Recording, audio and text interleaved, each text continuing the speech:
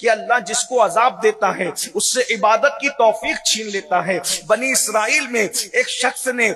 یہ کہا یار میں اتنے گناہ کرتا ہوں اللہ مجھے عذاب نہیں دیتا، تو اللہ نے اس دور کے پیغمبر پر وحی نازل فرمائی کہ اس بدبخت سے پوچھو کبھی اس کو میرے خوف سے رونے کی توفیق ہوئی ہے، کبھی اس کو میری محبت میں رونے کی توفیق ہوئی ہے، کبھی اس کی آنکھیں نم ہوئی ہے، کبھی اس نے میری عبادت کی طرف اس کی توجہ ہوئی ہے۔ جب اس سے پوچھا گیا تو اس نے کہا نہیں، میرا دل تو اتنا سخت ہے کہ مجھے کبھی رونا ہی نہیں آتا، میری آنکھ میں کبھی آنسو بھی نہیں آتے، عبادت کی طرف میرے قدم کبھی نہیں بڑھتے۔ تو اس سے کہا گیا نادان، اس سے بڑھ کر عذاب کیا ہوگا؟ اللہ جس سے ناراض ہوتا ہے اس سے لقمہ نہیں چھینتا، اللہ جس سے ناراض ہوتا ہے اس سے عبادت کی توفیق چھین لیتا ہے، اپنی محبت میں رونے کی توفیق چھین لیتا ہے۔ ذرا ہم بھی تو سوچیں کہیں ہم بھی تو عذاب میں گرفتار نہیں ہیں۔ اللہ اللہ، اگر بچے کو اسکول پہنچانا ہے تو 6 بجے ہماری آنکھ برابر کھل رہی ہے، لیکن اگر ہمیں مسجد جانا ہے تو ہماری آنکھ نہیں کھل رہی ہے،